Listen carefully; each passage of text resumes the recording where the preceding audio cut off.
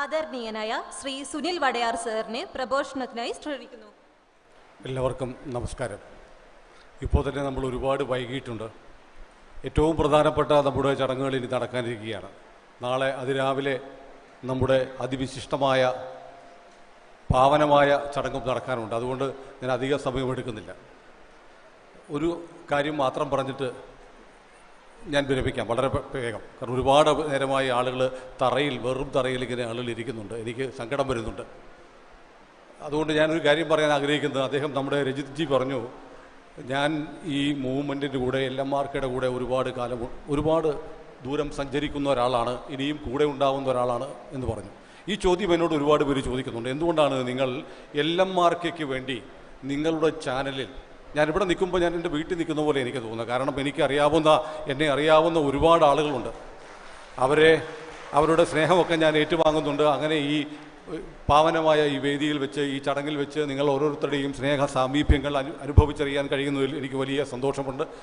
അതുകൊണ്ട് തന്നെ നിങ്ങളോട് ഞാൻ പറയുന്നു, എന്തുകൊണ്ട് LMRKയ്ക്ക് വേണ്ടി നിരന്തരം എൻ്റെ ചാനൽ ഇങ്ങനെ സംസാരിക്കുന്നു, വർത്തമാനം പറഞ്ഞുകൊണ്ടിരിക്കുന്നു എന്ന് നിങ്ങളോട് നിങ്ങളുടെ സമക്ഷത്തിൽ പറഞ്ഞുകൊണ്ട് ഞാൻ വിരമിക്കാം. ഈ ചോദ്യം എന്നോട് ഒരുപാട് പേർ ചോദിക്കുന്നുണ്ട്. ഞാനൊരു രഹസ്യം പറയാം. രജിത് ജിയും ബാക്കി എനിക്ക് വളരെ പ്രിയപ്പെട്ട ആളുകളൊക്കെയാണ് ഇവിടെ ഇരിക്കുന്നത്. പലരും എന്നോട് നമ്മുടെ LMRK രജിത് ജിയുടെ അഭിമുഖം ABC ചാനലിൽ വന്നതിന് ശേഷം, ഒരു വലിയ രഹസ്യമാണ്, നിങ്ങൾ ആരോടും പറയരുത്, കേരളത്തിലെ ഒരുമാതിരിപ്പെട്ട ആധ്യാത്മിക രംഗത്ത് പ്രവർത്തിക്കുന്ന ഒരുമാതിരിപ്പെട്ട ആളുകളൊക്കെ എന്നെ വിളിച്ചു, ഞങ്ങളുടെ ഒരു ഇൻ്റർവ്യൂ കൊടുക്കുമോ എന്ന്. എന്നാൽ ABC മലയാളത്തിൽ ഇതുവരെ ആകെ വന്നിട്ടുള്ളത് ഒന്ന് LMRKയുടെ അഭിമുഖവും പിന്നെ നമ്മുടെ വിദ്യാസാഗർ ഗുരുമൂർത്തിജിയുടെ അഭിമുഖവും മാത്രമാണ്. ആളുകൾ ഒരുപാട് ക്യൂവിലുണ്ട്. നമ്മൾ ആ ക്യൂവിലിരിക്കുന്ന ആളുകളെ സ്വീകരിക്കുന്നില്ല. കാരണം LMRK എന്താണെന്ന് എനിക്ക് മനസ്സിലായിട്ടുണ്ട്. കാരണം നിങ്ങളെ കാണുമ്പോൾ എനിക്കറിയാം, ഈ മഹാകവി കാളിദാസനുമായി ബന്ധപ്പെട്ട് വിക്രമാദിത്യ വിരചിതമായ ഒരു സമസ്യയുണ്ടല്ലോ, കുസുമയെ കുസുമോൽപ്പത്തി ശ്രുയതയെ അദൃശ്യതയെ, പൂവിൽ നിന്ന് പൂ വിരിയുന്നതിനെക്കുറിച്ച് കേട്ടിട്ടുണ്ട്, കണ്ടിട്ടില്ല. ഇവിടെ വരുമ്പോൾ ഓരോ തവണയും ഞാൻ ഇവിടെ വരുമ്പോൾ കാണുന്നത്, ഞാൻ രജിത് ജിയോട് പറഞ്ഞു, എനിക്ക് കഴിഞ്ഞ തവണ ഇതേ വേദിയിലെ ഈ ചടങ്ങിൽ പങ്കെടുക്കുമ്പോൾ എനിക്ക് വലിയ അഭിമാനമുണ്ടായി. കാരണം ചിലരൊക്കെ പറയുന്നുണ്ട്, ഹിന്ദു മതം എന്ന് പറയുന്ന സനാതന മതം അവസാനിക്കാൻ പോവുകയാണ് എന്ന് പറയുന്നിടത്താണ് ഞാൻ നോക്കുമ്പോൾ ഇവിടെ ആയിരക്കണക്കിന് ആളുകൾ കേരളത്തിൽ നിന്ന് ഒരുപാട് ദൂരം, തിരുവനന്തപുരത്ത് നിന്നും ഒരുപാട് ദൂരത്ത്, കഴിഞ്ഞ തവണ ഞാൻ വരുമ്പോൾ ഡെൻമാർക്കിൽ നിന്ന് ഈ പരിപാടിയിൽ പങ്കെടുക്കാൻ വന്ന ഒരാളെ കണ്ടു. അപ്പോൾ ഇതങ്ങനെ നശിച്ചൊന്നും പോകുന്നില്ല. ഇവിടെ ഇരിക്കുന്നത് അമ്മമാരാണ്, സഹോദരിമാരാണ്. ഞാൻ കഴിഞ്ഞ തവണ ഇവിടെ വന്നിട്ട് പോകുമ്പോൾ ക്വാണ്ടം ഫിസിക്സിന് പഠിക്കുന്ന ഒരു ചെറുപ്പക്കാരനെ പരിചയപ്പെട്ടു. അപ്പോൾ നമ്മൾ ഈ പറയുകയാണ്, ഹിന്ദുമതം എന്ന് പറഞ്ഞാൽ അന്ധവിശ്വാസമാണ്, ഇത് ഡെങ്കിപ്പനിയോ മലേറിയോ പോലെയോ ഇല്ലാതാക്കേണ്ട ഒരു മതമാണ്, ഒരു വിശ്വാസധാരയാണ് എന്നൊക്കെ പറയുമ്പോൾ പുതിയ തലമുറ, പുതിയ ചെറുപ്പക്കാർ, ഒരുപാട് അമ്മമാർ, സഹോദരിമാരൊക്കെ ഈ മഹത്തായ ധർമ്മത്തിൻ്റെ ദീപശിഖ ഏന്താൻ മുന്നോട്ട് വരുന്നൊരു കാഴ്ച, അത് കാണുമ്പോൾ എനിക്ക് വലിയ അഭിമാനമുണ്ട്. 1500ഓളം വർഷക്കാലം നമ്മുടെ ഈ സനാതന ധർമ്മത്തെ ഉന്മൂലനം ചെയ്യാൻ ഒരുപാട് വൈദേശിക ശക്തികൾ ശ്രമിച്ചിട്ടുണ്ട്, ഒന്നും സംഭവിച്ചിട്ടില്ല.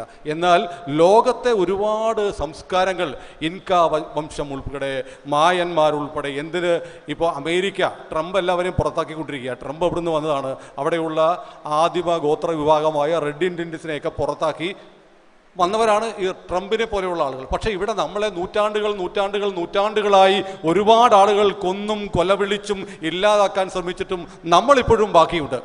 കാരണം നമ്മെ നയിക്കുന്ന ശക്തി അതാണ്. ആ ശക്തി നമ്മളിൽ ഓരോരുത്തരിലുമുണ്ട്. ആ ശക്തി പുനരുജ്ജീവിപ്പിക്കാനുള്ള ഒരു പ്രവർത്തനം LMRK നടത്തുന്നു എന്നതാണ് ഏറ്റവും വലിയ പരമമായ സത്യം. അതിൽ എനിക്ക് അഭിമാനമുണ്ട്.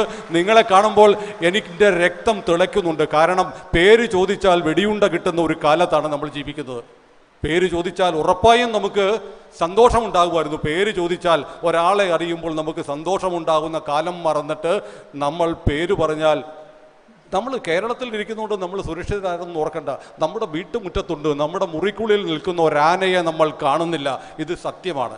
അതിനപ്പുറത്തൊന്നും ഒരു ആധ്യാത്മിക വേദിയിൽ പറയാൻ ഞാൻ ആഗ്രഹിക്കുന്നില്ല. ഏതായാലും അങ്ങനെ കെട്ടുപോകുന്ന ഒന്നല്ല ഈ വിശ്വാസധാര എന്ന് ഉറപ്പിക്കാൻ LMRK സഹായിക്കുന്നുണ്ട്. അതിലൊക്കെ ഉപരി ഞാൻ മറ്റൊന്നുകൂടെ പറയാം. ഞാൻ രജിത് ജിയോട് നേരിട്ട് പറഞ്ഞു, നമ്മുടെ നാട്ടിൽ ഒരുപാട് സന്യാസിമാരും ആശ്രമങ്ങളും ഒക്കെ വളരെ മഹത്തായ രീതിയിൽ അവരുടെ നിയുക്തമായ നിയോഗം നടത്തിക്കൊണ്ടിരിക്കുകയാണ്. പക്ഷേ രജിത് ജി ഇപ്പോഴും KSEBിയിലെ ഒരു ജോലിക്കാരനായിട്ടിരിക്കുന്നു. അദ്ദേഹത്തെ എൻ്റെ ഓഫീസിൽ അദ്ദേഹം വരുമ്പോൾ പാൻറ്റും ഷർട്ടും ധരിച്ചാണ് വരുന്നത്. ഇവിടെയാണ് അദ്ദേഹത്തെ ഞാൻ മുണ്ടും ജുബ്ബയും ഷർട്ടും ധരിച്ച് കാണുന്നത്. അദ്ദേഹത്തിന് ഭഗവാൻ മുരുകൻ്റെ നിയോഗങ്ങൾ സന്ദേശങ്ങൾ ലഭിക്കുമ്പോൾ അതുമായി ബന്ധപ്പെട്ട കാര്യങ്ങൾ ചെയ്തതിന് ശേഷം അദ്ദേഹം സർക്കാർ ഓഫീസിൽ പോയി അദ്ദേഹത്തിൻ്റെ പണിയെടുത്ത് ജീവിക്കുന്നു. അദ്ദേഹം ഇന്നുവരെ ഒരു കാണിക്ക വഞ്ചി വെച്ചിട്ടില്ല. അദ്ദേഹം ഇന്നുവരെ ആളുകളെ വിളിച്ച് രോഗശാന്തി ശുശ്രൂഷകൾ നടത്തിയിട്ടില്ല. അദ്ദേഹം പറയുന്നത് എന്താ, നിങ്ങൾ എന്നെ വിളിക്കണ്ട, നിങ്ങൾ എനിക്കൊരു മെസ്സേജ് അയച്ചാൽ മതി, ഞാൻ നിങ്ങൾക്ക് വേണ്ടി പ്രാർത്ഥിച്ചോളാം. ഇങ്ങനെ പറയുന്ന ഒരാളെ നമ്മൾ എങ്ങനെ ചേർത്ത് പിടിക്കാതിരിക്കും?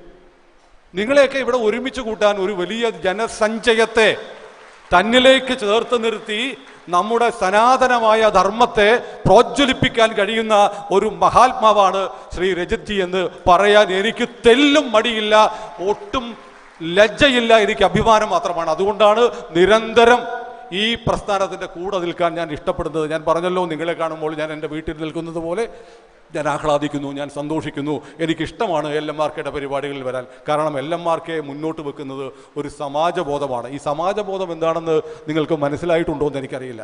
ഞാൻ ഇവിടെ ഒരുപാട് സഹോദരിമാർ, അമ്മമാർ ഒക്കെ ഉള്ളതുകൊണ്ട് ഞാൻ പറയാം, നമ്മുടെ കേരളത്തിലല്ല, ലോകത്തിലെ ഏറ്റവും വലിയ മഹാത്ഭുതങ്ങളിൽ ഒന്നാണ് ആറ്റുകാൽ പൊങ്കാല. ഏതാണ്ട് 10 ലക്ഷത്തോളം വനിതകൾ പങ്കെടുക്കുന്ന ഇത്തരം ഒരു ഉത്സവം, ആഘോഷം ലോകത്തൊരിടത്തുമില്ല.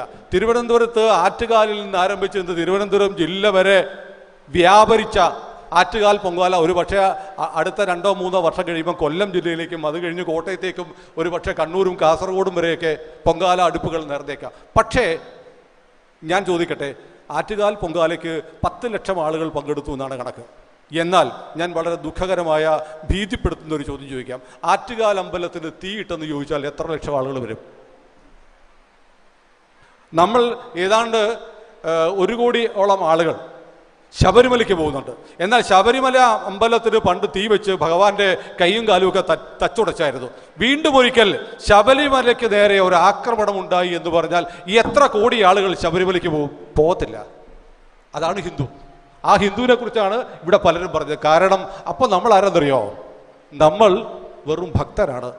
ഭക്തന്റെ ജോലി അവിടെ പോയി ഭഗവാനെ തൊഴുക എന്നത് മാത്രമാണ്. അല്ലാതെ ക്ഷേത്രം സംരക്ഷിക്കുക, വിശ്വാസം സംരക്ഷിക്കുക, മതം സംരക്ഷിക്കുക, ഇതൊന്നും നമ്മുടെ അജണ്ടയുടെ ഭാഗമല്ല. കാരണം നമുക്ക് സമാജബോധമില്ല. ഹിന്ദു സമാജബോധത്തിലേക്ക് ഉയരുന്നതിനെ ഇവിടുത്തെ അധികാരി വർഗവും ഇതര മതസ്ഥരുമൊക്കെ ഭയപ്പെടുന്നുണ്ട്. നമ്മൾ ഒരിക്കലും സമാജബോധത്തിലേക്ക് ഉയരാൻ അനുവദിക്കാത്ത കാലത്താണ് നമ്മൾ ജീവിക്കുന്നത്. അതുകൊണ്ട് സമാജബോധം ഉയർത്തി സമുദായ ബോധത്തിൻ്റെ വിലങ്ങുകളും ചങ്ങലകളുമൊക്കെ പൊട്ടിച്ചെറിഞ്ഞ് മതിലുകളൊക്കെ തകർത്തെറിഞ്ഞ് ആളുകളെ ഒന്നിച്ച് മുന്നോട്ട് ദേവസേനാധിപതിയുടെ നായകത്വത്തിൽ രാജ്യത്തെ പുനഃസൃഷ്ടിക്കാൻ, സമാജത്തെ പുനഃസൃഷ്ടിക്കാൻ LMRKയ്ക്ക് കഴിയുമെന്ന് ഞാൻ അഭിമാനപൂർവ്വം വിശ്വസിക്കുന്നു. അതിന് ഏറ്റവും മഹത്തായ ഒരു സേവനമാണ് രജിത് ജിയും അദ്ദേഹത്തിൻ്റെ LMRKയുടെ ഗ്രൗണ്ട് ഫോഴ്സും അദ്ദേഹത്തിൻ്റെ ഒരു വിളിക്ക് കാതോർത്ത് കേരളത്തിൻ്റെ, നാടിൻ്റെ, ലോകത്തിൻ്റെ നാനാഭാഗത്തു നിന്ന് ഒഴുകി വരുന്ന നിങ്ങളെപ്പോലെയുള്ള ആളുകളും വലിയ പ്രതീക്ഷ നൽകുന്നുണ്ട്. നിങ്ങളിൽ എനിക്ക് അഭിമാനമാണ്, നിങ്ങളിൽ എനിക്ക് വിശ്വാസമാണ്. നിങ്ങൾ ഏറ്റെടുത്തിരിക്കുന്നത് ദേവസേനാധിപതിയുടെ നിയോഗമാണ് എന്ന് മാത്രം ഓർമ്മിപ്പിച്ചുകൊണ്ട് ഭഗവാൻ പഴനിമല മുരുകൻ്റെ അനുഗ്രഹങ്ങൾ നിങ്ങൾക്ക് എല്ലാവർക്കും ഉണ്ടാവട്ടെ. ഭഗവാൻ നമ്മളെ രക്ഷിക്കട്ടെ, ഭഗവാൻ നമ്മുടെ സമാജത്തെ രക്ഷിക്കട്ടെ, ഭഗവാൻ നമ്മുടെ രാജ്യത്തെ രക്ഷിക്കട്ടെ. രാജ്യമുണ്ടായാൽ മാത്രമേ, സമാജമുണ്ടായാൽ മാത്രമേ നമ്മളുള്ളൂ. ഇല്ലെങ്കിൽ പേര് ചോദിക്കും മുമ്പേ നമ്മളെ തേടി വെടിയുണ്ടകൾ വരുമെന്ന് മാത്രം പറഞ്ഞുകൊണ്ട് ഞാൻ എൻ്റെ അധിക പ്രസംഗം അവസാനിപ്പിക്കുന്നു. എല്ലാവർക്കും നമസ്കാരം.